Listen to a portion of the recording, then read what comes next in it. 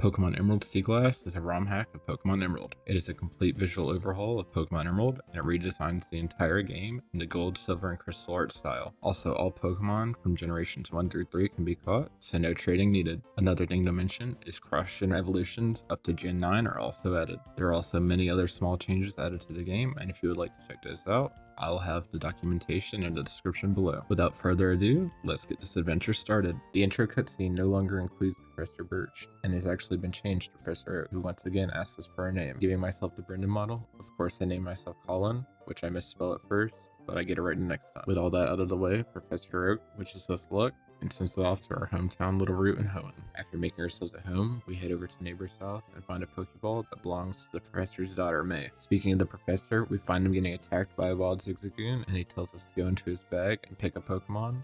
And the Pokemon I pick is Torchic, which makes quick work of the Zigzagoon. After being given the Torchic, Professor Birch tells us to go find May, who challenges us to a battle, and she started out with a Mudkip, which Torchic is easily able to take out. After being given our very own Pokedex and Pokeballs, we catch our first Pokemon, Spearow. Not too long after, we pick up a Lotad as well. After adding some members to our team, we head to Petalburg City, where we meet our dad and Wally, and we teach Wally how to catch a Pokemon. In Petalburg Woods, we run into a Devon researcher who almost gets attacked by a Team Aqua member, but luckily we're there to protect him, and his Wailmer was able to go down quickly to Spearow's Spear Attack. The grunt runs away like a coward, and the researcher gives us a great ball for our help. We made our way to Varspear City, and getting ready for the first gym leader, we evolve our Lotad into a Lombre, and we also capture a Nidoran male. I get all my Pokemon up to a good enough level, and I make my way to fight Roxanne. Roxanne specializes in the Rock type, which can be difficult for some of our Pokemon, but we can get it done. She leads off with an Anorith, and thanks to a critical hit, Torchic can do some pretty decent damage, but unfortunately dies. I send out Spearow, who's able to take out the Anorith, and Roxanne sends out her next Pokemon, which is Lilip. Even with the help of some potions, Lilip goes down. Her final Pokemon is Nosepath, and with a Rock Tomb, takes out our Spearow. My next Pokemon is Lombre, who with his type advantage will easily be able to finish off Nosepath and give us our first badge from Roxanne. Emerald Seaglass includes built-in level caps, which make it so that you cannot overlevel past the gym leader's highest Pokemon level. So after beating Roxanne, we get access to evolving Torchic into Kabuskin. We easily take care of the Team Aqua Grunt that's taking Pico hostage, and we also get Nidoran evolved into Nidorino, and we return Pico back to his rightful owner. That Team Aqua Grunt also stole the Devon goods from the Devon Corporation, so we return that, and we're thanked by the Devon goods president. We also receive a letter that we're supposed to deliver to Steven. On our way to Dewford Town, we run into May, who wants to challenge us to a Pokemon battle. She leads off with a Torkoal that gets us pretty low, but we end up taking him out with an Aerial Ace. Spearow also lives a hit from Mudkip and takes him out as well. With May down, we head to Mr. Briney's house, and as a thanks for saving Pico, he gives us a ride down to Dewford Town. Before delivering the Devon letter to Steven, I go to challenge Brawly, the second gym leader. Brawly specializes in fighting types and leads off with Makihita. Spearow has access to Technician in this game, so Stab Aerial Ace does huge damage. Brawly's Heracross can be pretty scary, but he falls to an Aerial Ace, and his final Pokemon Meditite gets one shot as well. After securing us the second gym badge, Spearow evolves into a Fearow. With the Knuckle badge in hand, we make our way to Granite Cave to find Steven. Granite Cave is usually pitch black, but thanks to this hiker, we get access to Flash. In the cave, there are two Pokemon I want to pick up, the first being Cubone, and the second being Mawile. With the help of Flash, we make our way through Granite Cave, and we finally find Steven to deliver the letter. As thanks for going out of our way to deliver the letter to him, he gives his phone number so that we can call him late at night. With that errand out of the way, we head to Slateport City to do another errand for somebody else. It's not all bad, as we get access to a Water Stone and a Moonstone to evolve our Lombre into a Ludicolo and our Nidorino into a Nidoking. We go to deliver the Devon goods, and we run into a guy who's unfortunately named Doc, and he tells us Captain Stern isn't here and we have to go somewhere else to find him. We find him in a museum, and of course we get jumped by a couple of Aqua Grunts. And luckily our new Fearow can take him out with ease. After doing what we do best, which is beating useless Team Aqua members, we run into the leader of them all, Archie. But just like the rest of the team, he's all talk and runs away, and we're able to deliver the Devon parts. May can't leave us alone for 5 minutes, and she wants to challenge us to a Pokemon battle. Technician Fearow is honestly overpowered and is able to sweep May's entire team. Hopefully after dealing with May, we're finally left alone for a little while, but of course we make it to Mawile City, and Wally wants to battle us with a singular Ralts. We instantly beat him and send him packing home. With him out of the way, we can finally go challenge the third gym leader. Watson is an electric type trainer, so I decided to put Fear on the back burner and let Cubone handle business. Volbeat is now an electric type in this game, but even with that, it's still pretty useless. Cubone just goes ham throwing his bones at all these electric types, and he's able to easily take out all the Pokemon by himself, giving us the third gym badge. Our next plan of action is to head north up to Fall Arbor Town. With the badge from Watson, we're able to use it to remove Rock Smash, who we get from a random guy in a random house, but I don't ask questions and use Rock Smash on these rocks, and make my way through the fiery path. After a battle with an Ace Trainer, our Cubone evolves into a Marowak. We finally reach Fall Arbor Town, which honestly doesn't have much, and we make our way to Meteor Falls. There we run into the other evil team, Team Magma. Unfortunately, we get stuck between some weird roleplay stuff or something, where they're talking about meteorites and going up mountains. But as the hero of the story, we obviously have to go stop them. We make our way up Mount Chimney, where we find a bunch of Team Magma members hanging out. We get challenged by Magma admin Tabitha, who suffers the wrath of Furo.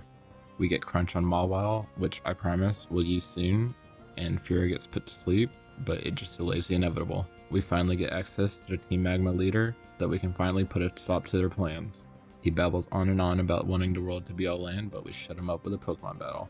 Furo takes out his first Pokemon, but he swaps into Camerupt, and I decide to finally switch out into another Pokemon. Ludicolo takes him out, and he also takes out the Gligar. With that done, we take down Maxie and ruin Team Magma's plans. Mr. Useless comes up to us and complains before we take out the Meteorite and actually get stuff done. We're finally able to continue on our gym badge hunt, and we go challenge Flannery. I lead off with Ludicolo, who easily takes out her first Pokemon Slugma, and Torkoal quickly follows after. I teach Ludicolo Water Pulse, and our next Pokemon is Flareon, which is surprisingly very tanky. After trading a couple hits and healing up, Flareon dies, and our final Pokemon is Camerupt, which goes down to 1 Water Pulse. With our 4th gym badge in hand, there's nothing else left to do except to go challenge our 5th gym leader. The gym leader is our dad, and he's pretty lame because he only has normal Pokemon. This Spinda absolutely refuses to die, but thankfully we finally take him down. His next Pokemon is Slaking, which is very annoying, puts us to sleep, and actually kills us. As I promised, I finally send out Mawile, who doesn't really do much damage to the Slaking, but ends up dying and makes a bad first impression. Our dad must have something approved because he absolutely destroys some of our team before falling to the Combuskin. You may see the Politoed and be like, hey, that's not our normal type, but surprise, he actually is, and he's actually doing work on our team. The stupid frog keeps going underwater and taking out our team, but he finally goes down to the Marowak. Our dad's final Pokemon is Vigoroth, which I'm honestly pretty scared of, but luckily we live a slash and take him out, giving us our 5th gym badge. After the gym, we get pulled aside and get given the Surf HM after bullying Wally into becoming a real man. En route to Fortree City, we stop by the Weather Institute, which is getting attacked by Team Aqua. We get challenged to a Pokemon battle by the admin Shelly, who leads off with the Ludicolo. My Ludicolo proves to be better than hers, and she sends out a Mightyena, who takes out my Ludicolo. I then send out Mawile, who instantly takes out Mightyena with a Cavette. We save the Weather Institute when, of course, we get stopped by May again, who wants to battle us. Her Lombre, which is still not evolved for some reason, dies easily to the Marowak. The Marowak also takes out the Marshtomp, and he also finishes off the Ninetales as well. With that annoyance out of the way, we can finally make our way to Fortree City, but before challenging the gym, we have to meet Steven Stone, who gives us a scope to be able to see the hidden Kecleons. I don't know why I left the footage of me beating Kecleon in, but it's slightly important to the story, so there it is. With the Devon scope in hand, we can free the path to the 6th gym leader, Winona. She starts out with a legend Furo, but the computers are too stupid to understand the power of Furo. She then sends out Pelipper, who has a giant beak, but a couple Thunderfangs is able to take him down. She then sends out Skarmory, who takes out my Mawile, so I can't compliment her for too long. Combuskin comes out and shoots off who's the better bird as she takes out Skarmory, and with a couple flame charges, also takes out the Tropius. Up next, she sends out everyone's favorite flying type Pokemon, Altaria, who takes out my Combuskin. I guess her new strategy is to set up Dragon Dances to try to sweep the rest of my team, and she takes out my Nidoking with an Earthquake, but I think her AI is having some issues as she continues to set up Dragon Dances and dies to my Marowak. With Winona down, we get our 17th badge, and I decide to change up my team's tone. Back in Meteor Falls, I pick up a Bagon, and I also find an Eevee in the wild and catch it. I replaced our good friend Ludicolo with Eevee, so of course I evolved Eevee into Vaporeon to make up for the missing water type. I also level up Bagon some to get us a Shelgon. And to finish off the team improvements for now, Combuskin also evolves into Blaziken. On our way to Lilycove, we see Team Aquagrunts talking about going to Mount Fire, but before we do that, we have to fight May again, of course. At this point, I'm beginning to think she has some kind of obsession with us because it seems like every town she's here to fight us. At least this time, she gives us a bit more of a challenge as she switches out to Ninetales and kills off our Furo, and I decide to test out our new Vaporeon by killing the Ninetales with a Surf. During this fight, Mawile wanted to learn Sucker Punch, and I decided to replace Crunch with it so that we could have a priority move. Her final Pokemon is Ludicolo, and in this game it seems like every other trainer has some sort of low-tad line Pokemon, but after a bit of back and forth, we take out the Ludicolo and win the battle against May. With May down, we can go see what the Team Aquagrunts are doing at Mount Pyre. At Mount Pyre, I pick up Haunter, who will be our last new team member. The Aqua Grunts don't put up much of a fight, and we get the Magma emblem so that we can stop Team Magma at Mount Chimney. Using a linking cord, we can evolve the Haunter into a Gengar. Returning to Mount Chimney with the Magma emblem reveals a new secret path. Deep in the Magma hideout, we run into Magma admin Tabitha again, who leads off with a Numel. Her next Pokemon is Camerupt, which gets one hit by Surf. Her Murkrow also gets one hit, and the Dodrio once again gets one hit. We finally find Maxie, who's looking to awaken Groudon. He brings out the blue orb to awaken Groudon, but Bro just dips out and makes Maxie sad. He thinks it's our fault that Groudon left, so he challenges us to another Pokemon battle. I didn't heal up my Pokemon before this battle, so some of my Pokemon are still pretty weak, but Gliscor still goes down in one hit to a Surf, and then an Ursaring comes out and takes out the Vaporeon. I then bring out Blaziken, who's able to one-shot Ursaring with a double kick, and then Camerupt barely survives another double kick, and then Blaziken falls asleep. Blaziken keeps on snoozing and allows Camerupt to set up a little bit, but we finally wake up and do some damage before going out. I send out Shelgon, who I think can do some good damage, but this Camerupt is absolutely tanky after setting up so many curses, and he almost goes down, but Shelgon gets taken out. Finally, I send out Furrier, who's able to finish him off with a quick attack. His final Pokemon is Crobat, and luckily it doesn't do anything crazy, giving us the victory against Maxie. With our issues with Team Magma settled, we have to go figure out what's going on with Team Aqua. While Captain Stern is giving a speech, he gets his brain snatched by a couple Team Aqua members. Stern says he can't do much against them, so of course we have to be the one to handle business. We raid the Team Aqua hideout and find a bunch of Pokeballs that are some Electrode, but then also in the mix, there's a Master Ball. We finally find out where the submarine's being held, but before we can get access to it, we have to fight Admin Matt. This admin is pretty weak, as he only has 2 Pokemon, one of which is Mightyena, and the next is Golbat, which actually survives, but ends up dying the next turn. He stalled just enough time, and the submarine gets away. With all that evil team stuff out of the way, we can go fight the 7 gym leaders, Tate and Liza. I lead off with Vaporeon and Shelgon. I use Protect with Shelgon while I Surf with Vaporeon, but the next turn my Shelgon gets taken out by a Moonblast. All that damage ends up being for nothing as they get healed up to full next turn. Miss Magius barely survives the Shadow Ball, and Claydol gets frozen. I thought we would finally take out the Miss Magius, but it gets fully healed the next turn. I take out the Claydol, but the Miss Magius psychics the Gengar and takes them out. The next turn, we're able to take both of them out, leaving Tate and Liza with only 1 Pokemon left. Since it's a 2v1, it doesn't take long for Lunatone to fall, giving us our 7th gym badge. After we win our battle, we head over to the space station where we find Team Magma once again messing around with things they shouldn't be. Inside the space station, we find Steven battling with the Team Magma admin, and we have to fight the Team Magma leader. You would think Steven would be the one challenging a harder fight, but of course we have to pick up the slack. Maxie leads with a Gliscor and a Crobat, both caught in a Master Ball. All this purple has made me question if Maxie and Archie have some sort of weird bromance going on. Thinking about all this weird stuff had me distracted, and Vaporeon gets taken out. For my next Pokemon, I send out Mawile, and obviously here I'm still distracted, thinking about Maxie and Archie, but eventually I decide and take both of his Pokemon out. Mawile wants to learn Iron Head, so I replace Metal Claw. His next Pokemon is something you don't expect to see, which is an Ursaluna. Maxie has obviously been training up since the last time we saw him, as he takes out our Shelgon and does some pretty decent damage to Blaziken and Mawile. We get the Ursaluna down, but Camerupt takes out the Mawile. I replace our fallen Mawile with a Gengar, and he's able to take out the Gliscor, but Camerupt takes out our Blaziken as well. Next up, I send out Furo, who's able to take out the Camerupt with a quick attack, and Dodrio is able to get weakened by the Gengar. Since it's a 2v1, we're able to take out Dodrio pretty easily, and hopefully this is the last time we'll have to deal with Maxie. After calling on the phone for a while and helping Steven out, he invites us over to his house, where of course he gives us the HM for Dive. Using Dive, we go to Sootopolis City so that later on we can fly back to it. But we can't stay for long as we have another evil team to take care of. After completely forgetting where Team Aqua was, I aimlessly wander around until I finally find out where they're hiding. Somehow Archie finds another way to be completely useless as I find Kyogre before he does. He rambles a little longer about his dream before ultimately challenging me to another Pokemon battle. After almost getting beat by Maxie, I expected Archie to be equally as challenging. I really should have kept my expectations low as we one-shot the Wailord, and he sends out a Crobat, who also gets one-shot as well. His next Pokemon is Sharpedo, who also gets one-shot by a double kick. His final Pokemon is Breloom, and do I even need to say it? He gets one-shot as well. With Archie down, he still decides to go through with his plan and awakens Kyogre. And just like Groudon, he dips out and makes Archie sad. His Maxie comes and scolds him for a little while before eventually taking us out to see what happened to the world. We see that the world has been taken over by a torrential downpour and they continue to argue before running off together. Our good friend Steven shows up and talks about how we need to save the world before we fly off to Sootopolis. When we land in Sootopolis, we see Groudon and Kyogre engaging in an epic battle. Or maybe not so epic because they don't really seem to be doing much. I want to see what all the fuss is about, so I go over there to check them out, but they don't really seem to pay any attention to me. I go over to talk to my BFF Steven, and he tells me that I need to go with him to a dark cave. I don't really know what's up with this guy, but when we get there, there's a random old man. I say screw it and go into the cave by myself and find a very flamboyant man.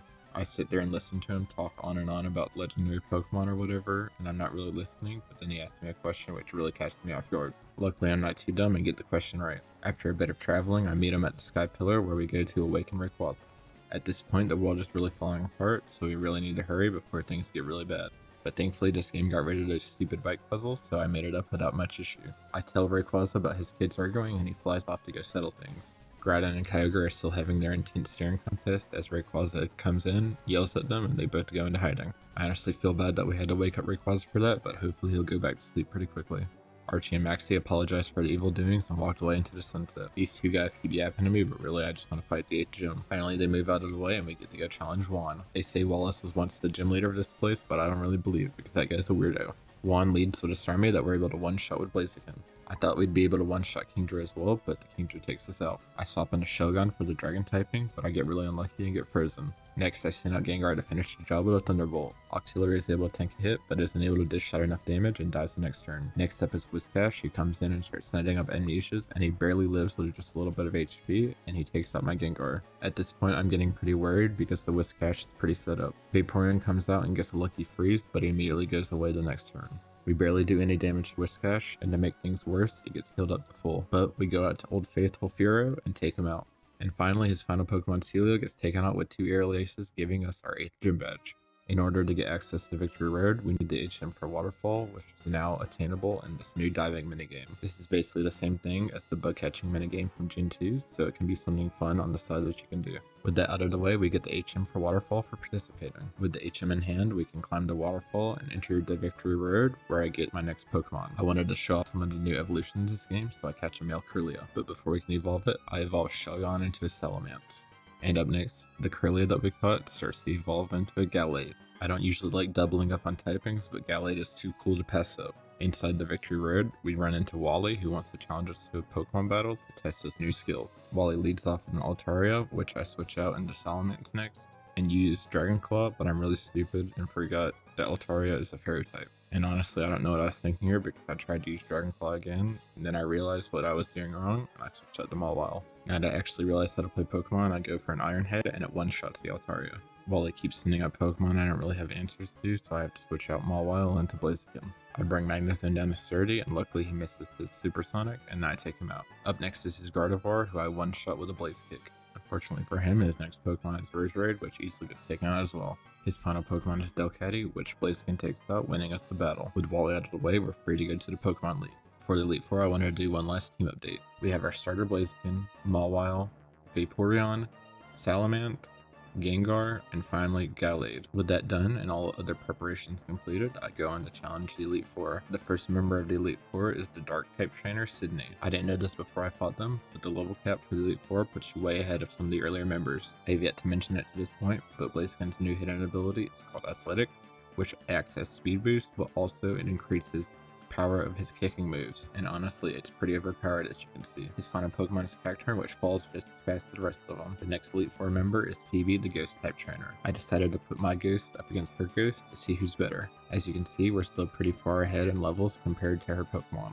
I get tricked as she sends out Bayonet, who's actually a normal type in this game, so my Ghost type moves don't affect her, but a Dark Pulse takes her out one hit. Also make another dumb move and use a Dark type move on Miss Magius, who's a Fairy type. We finally get to try out Gallade as he takes out Miss Magius, but the next turn he dies to Frostlass. I decide to send out Vaporeon to finish the job, and with 2 Shadow Balls takes out Frostlass. After beating Phoebe, we move on to the next Elite Four member, which is Glacia and her Ice type. She leads off with Dugong, who's able to take a couple of Thunderbolts before getting paralyzed and eventually taken out by Gengar. Her next Pokemon is Glaceon, who Gengar is able to weaken pretty well with a Shadow Ball, but eventually gets taken out with a Blizzard. To finish the job, I send out Blaziken, who takes out Glaceon with a Blaze Kick. Her next Pokemon is Wolverine, who is very tanky, so Blaze Kick isn't able to take him out fully, but thanks to her heal, Blaze Kick's not able to finish him off, and Blaziken falls. Unfortunately, she has a full restore, which puts him at full HP, but thankfully 2 Thunderfangs is able to take him out. Cloyster suffers the same fate as 2 Thunderfangs takes him out as well. To finish off Glacia, I Iron Head the Glalie for the victory. Last but not least, the final member of the Elite Four is Drake and his Dragon-type Pokemon. I lead off with Salamence, able to one-shot the Kingdra with a Dragon Claw. His next Pokemon is Altaria, and I don't make the same mistake twice, and I do not use Dragon Claw on him. I know that Mawile can one-shot, so I switch out to him and use Iron Head for the kill. His next Pokemon is Salamence, which is 4 times weak to Ice, so I switch out the Vaporeon and use Ice Beam to one-shot. Drake's next Pokemon is Flygon, which is also 4 times weak to Ice, so I one-shot it just as easily. Weirdly enough, his final Pokemon is Steelix, which gets one-shot as well. With the Elite Four down, we get to go fight the champion. And surprisingly, the champion is that weird flamboyant guy we met in the cave, but it doesn't matter. Friend or foe, we have to win. I lead with my Salamence, who after 2 Thunderfings takes out the Wailord. His next Pokemon is Milotic, who suffers the same fate as the Wailord, dying to 2 Thunderfings. At this point, it's not looking very good for Wallace, as Salamence keeps stacking up the Moxie boost. Gyarados quickly goes down to a Thunderfang, and his next Pokemon is Whiscash, which also gets one-shot by a Dragon Claw. I'm honestly pretty disappointed in Wallace for putting up such a weak battle, but he actually gets Salamence down. Next, I send out Gengar, who does pretty decent damage with Thunderbolt, but Sludge Bomb finishes him off. And the final Pokemon of the entire game is Tentacruel, which gets one-shot as well. With Wallace down, we are officially the champion of the Hoenn region. May comes in and tries to give us tips on how to beat Wallace, but we've already beat him, so it makes her very excited. We get instructed to go into the next room, and Wallace tells all the normies to stay back. Wallace does the honor of inducting us into a Hall of Fame, and our Pokemon are immortalized forever. Overall, I really enjoyed this ROM hack because it put a very interesting spin on a game that we've grown to love since we were kids. The sprite work is also very stunning, and it's probably the leading reason why people try out this ROM hack in the first place. I highly recommend this ROM hack to anybody watching. And one last thing before I go, if you liked the video, it would mean so much to me if you liked, subscribed, and also left a comment. And with all that out of the way, this was Colin Does Pokemon signing out.